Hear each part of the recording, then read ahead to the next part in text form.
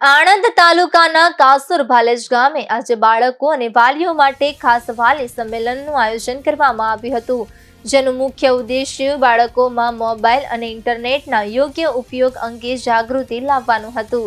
આ પ્રસંગ BAPS સ્વામિનારાયણ મંદિર કાસુર ભાલેજ ખાતે યોજાયો હતો. સંમેલન દરમિયાન સ્ક્રીનથી સાવધાન નામક પ્રોજેક્ટર એપિસોડ દર્શાવવામાં આવ્યો, જે બાળકો અને વાલીઓ માટે મોબાઈલના જોખમો અને તેનો યોગ્ય ઉપયોગ કેવી રીતે કરવો તે સ્પષ્ટ કરે છે. આ પ્રસંગે સંતોએ પણ બાળકો અને માતા-પિતાને પ્રેરણાદાયક સંદેશ આપ્યા. તેમણે જણાવ્યું કે મોબાઈલનો ઉપયોગ વિવેકપૂર્વક કરવો અને સમય નિયંત્રણમાં રાખવો આજના યુગમાં અત્યંત જરૂરી છે. બાળકો અને વાલીઓએ પ્રસંગ દરમિયાન પ્રતિજ્ઞા કરી કે તેઓ મોબાઈલનો ઉપયોગ વિવેકપૂર્વક કરશે અને ટાઈમને નિયંત્રિત કરશે. વાલીઓએ જણાવ્યું કે આ પ્રકારના સંમેલનો બાળકોને ટેકનોલોજી સાથે સંયમિત જીવન જીવવાની સમજ આપે છે.